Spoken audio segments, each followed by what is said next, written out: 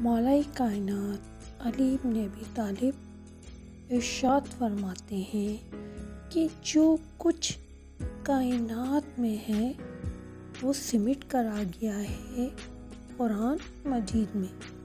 اور جو کچھ قرآن میں ہے وہ سمٹ کر آ گیا ہے اس کی سورہ حمد میں، اور جو کچھ سورہ حمد میں ہے وہ سمٹ کر آ گیا ہے اس کی بسم اللہ میں، اور جو کچھ بسم اللہ میں ہے وہ سمٹ کر آ گیا ہے بائے بسم اللہ میں، اور جو کچھ بائے بسم اللہ میں ہے وہ سمٹ کر آ گیا ہے اس کے بے میں، اور جو کچھ بے میں ہے وہ سمٹ کر آ گیا ہے اس کے نقطے میں،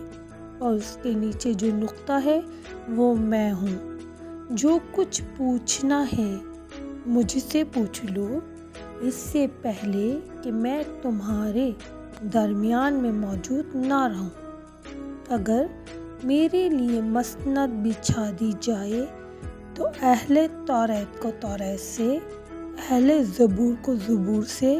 اور اہل انجیل کے درمیان انجیل سے، اور قرآن کے درمیان قرآن سے ایسے فیصلے کروں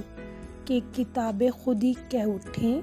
کہ علی کا فیصلہ وہی فیصلہ ہے جو کہ خدا کا فیصلہ۔ علم کا ذوق کوئی دل میں ابھارے تو صحیح،